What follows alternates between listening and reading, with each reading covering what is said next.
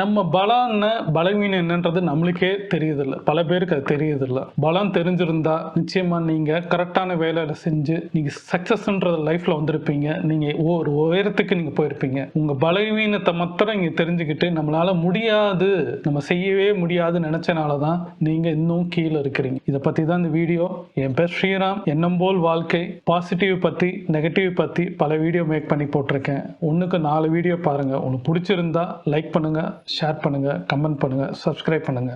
உங்க பலம் என்னன்னு உங்களுக்கு தெரியுமா? மனுஷனுக்கே அந்த பலம் தெரியாதப்ப மாட்டுக்கு எப்படி தெரியும்? ஒரு கொம்பு உள்ள மாடுக்கு பார்த்தீங்கன்னா ஒரு லோடு எடுத்துட்டு போகும், வண்டியில எல்லாத்தையும் இழுத்துட்டு போகும். அது யோசிச்சு இருந்துச்சுன்னா, நம்மளுக்கு கொம்பு இருக்குன்னு அது யோசிச்சு இருந்துச்சுன்னா நிச்சயமா அந்த லோடு இழுக்காது, அவனை முட்டிட்டு அது பாட்டு போயிருக்கும். தான் பலம் என்னன்றது அது தெரியாது. சர்க்கஸ்ல பார்த்தீங்கன்னா ஒரு ஸ்டூடெண்ட்ஸ் எல்லாம் போயிருக்கிறாங்க.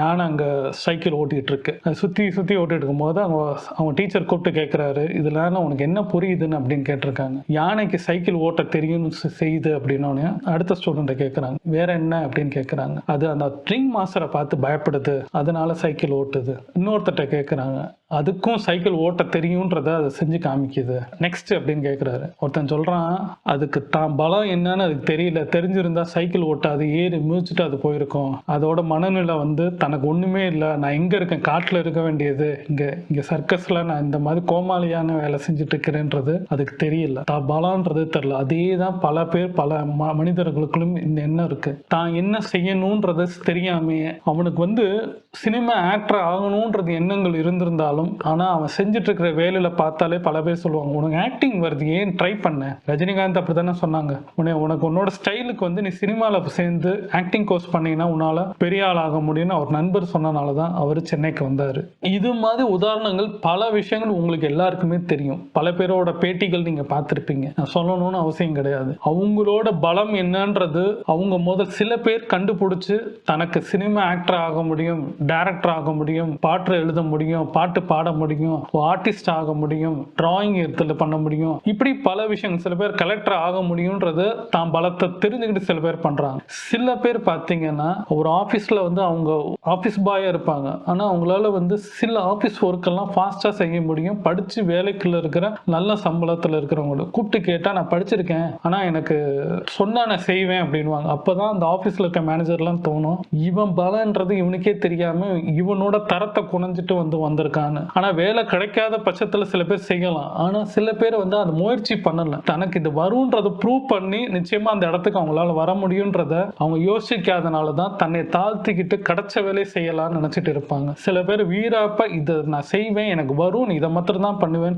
சில பேர் ஸ்ட்ராங்கா நின்று பிலீவா இருந்தனால மாத்திரம் தான். உதாரணமா சொல்லணும்னா, நம்ம லோகேஷ் கனகராஜ் டைரக்டர் பாத்தீங்கன்னா பேங்க்ல வேலை பார்த்தாலும் பேங்கை பத்தியே அவருக்கு ஒன்றும் தெரியல. ஆனா பேங்க்ல கொஞ்ச நாள் வேலை பார்த்து தனக்கு என்ன வருமோ அதை சினிமா பத்தி தெரிஞ்சனால அதை எஃபெக்ட் போட்டாரு, செஞ்சாரு, லைஃப்ல கஷ்டப்பட்டாரு, இன்னைக்கு எங்கோ எந்த ஸ்டேஜுக்கு போயிருக்காருன்னு உங்களுக்கு எல்லாரும் தெரியும். அவர் தான் பலத்தை என்னன்னு தெரிஞ்சனாலதான் அதுக்கு சைடு எஃபெக்ட் கொடுத்தாரு, அதுக்கு செய்ய வேண்டிய விஷயத்த பண்ணனாலதான் இந்த உயரத்துக்கு வந்திருக்காங்க. சில பேர் பலம் இருந்தாலும் அதுக்கு எஃபெக்டே போறது கிடையாது. நமக்கு இருக்கிறது செய்வோம். வாழ்க்கையில நான் இன்னொன்னு செஞ்சேன்னா தப்பா போயிடும், அந்த முயற்சியே பண்ண மாட்டாங்க. தோல்வி அடைஞ்சிடும் ஒரு பயத்துல இருப்பாங்க. தோல்வின்றது ஒன்று புரிஞ்சுக்கோங்க, வெற்றி அடைகிறதுக்கு அடுத்த படி தான் தோல்வியோட விஷயம். அது கத்து கொடுக்குது, இது நீ செஞ்சது தப்பு, இதை செய்யாதன்றது சொல்றதுதான் தோல்வி. அடுத்து நீங்க செஞ்சீங்கன்னா ஜெயிச்சிருவீங்க. அவ்வளவுதான். ஒரு சிம்பிள் சின்ன ஒரு சேஞ்ச் தான். அதை ஏன் எல்லாரும் யோசிக்க மாட்டேங்குன்னு தான் எனக்கு தெரியல. நான் வாழ்க்கையில பல இடத்துல பல விஷயங்களை நான் தோத்திருக்கேன். நான் சேல்ஸ்ல இருந்தப்ப எனக்கு டெய்லி சேல்ஸ்ன்றது டெய்லி வராது. ஆனா சில நாள் பாத்தீங்கன்னா மொத்தமா எனக்கு சேல்ஸ் வரும். நிறைய ப்ராடக்ட்ல நிறைய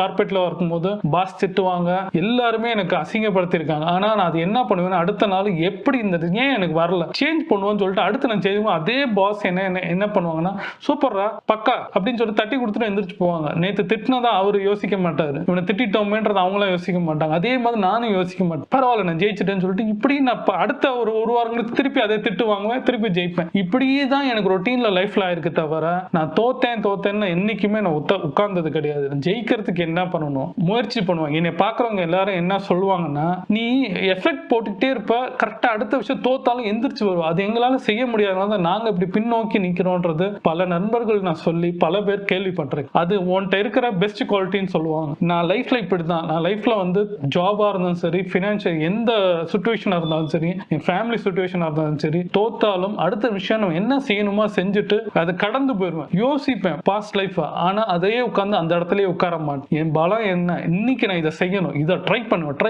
பண்ணிக்கிட்டே தான் இருப்பேன். இதை எதாவது எஃபர்ட் புது விஷயத்த ட்ரை பண்ணுவேன். தோற்பேன், திருப்பி திருப்பி திருப்பி திருப்பி நான் செய்யும் போது நான் ஜெயிக்க வேண்டிய விஷயத்த, அந்த கோலை நான் வந்து யோசிச்சு எனக்கு எண்ணத்தை நான் விதைச்சுக்கிட்டே இருப்பேன். நான் ஜெயிப்பேன், வாழ்க்கையில நான் முன்னேறுவேன் அப்படின்றதுக்கு வந்து எந்தெந்த காலகட்டத்தில் நான் தோத்தேன்னா அந்தந்த இடத்துல நான் இதை சொல்லிக்கிட்டே இருப்பேன். என்னால முடியும்ன்றதை என் பலமே அது என்னன்னா, எண்ணத்தை நானே எனக்குள்ள விதைக்கிறது. அந்த விதைக்கிறதுனால அதனாலதான் இந்த மோட்டிவேஷன்ஸ் வீடியோஸ்லாம் ஏன் பண்றேன்னா, எனக்கு அதை எஃபெக்ட் கொடுத்துருக்கு. நான் திருப்பி எனக்கு நானே செல்ஃப் மோட்டிவேஷன் நான் நிறைய பண்ணிக்கிட்டே இருப்பேன். என்னால முடியும்ன்றது எனக்கு நானே நான் கண்ணாடிக்கு நேரம் நான் பேசுவேன். அதுதான் என் பலம். அந்த பலத்தை தான் இந்த வீடியோஸ்லாம் நான் பண்ணவே எனக்கு தூண்டுது. நிறைய பேருக்கு சேரணும், அவங்களால செய்ய முடியல, யோசிக்க முடியலன்றதுக்காண்டி என்னால முடிஞ்ச இந்த சர்வீஸை நான் பண்ணிட்டு இருக்கேன். அதனால உங்க பலம் என்ன, உங்களோட பலவீனம் என்னன்றதை பிரிங்க, அதை யோசிங்க, எஃபெக்ட் போடுங்க. லைஃப்ல வந்து சின்ன சேஞ்ச் பண்ணாலே உங்க எஃபெக்ட் வந்து கண்டிப்பா ரிசல்ட் பெருசா கிடைக்கும். டைம் எடுக்கும், ஜெயிக்கலாம். எவ்வளோ பண்ணிட்டாங்க, எவ்வளோ தோத்துட்டாங்க, எவ்வளோ கஷ்டப்பட்டாங்க. ஏன் இதை நம்ம ட்ரை பண்ணி பாருங்களேன். நான்லாம் ட்ரை பண்ணிக்கிட்டே தான் இருப்பேன், நீங்களும் தோத்துட்டே தான் இருப்பீங்க. இன்னிலேருந்து ட்ரை பண்ணுங்க, நாளைக்குலேருந்து நீங்க ஜெயிச்சிருவீங்க. ஏன் இந்த செகண்ட்லேருந்து நீங்க ஜெயிச்சிருங்க. இந்த வீட்டிலேருந்து நான் சொல்றேன், கண்டிப்பா அடுத்த 365வது நாள் நீங்க நிச்சயமா வாழ்க்கையில ஜெயிச்சிருப்பீங்க. நிச்சயமா 1% நீங்க வருவீங்கன்றது என்னோட ஆழமான நம்பிக்கை. ட்ரை பண்ணுங்க.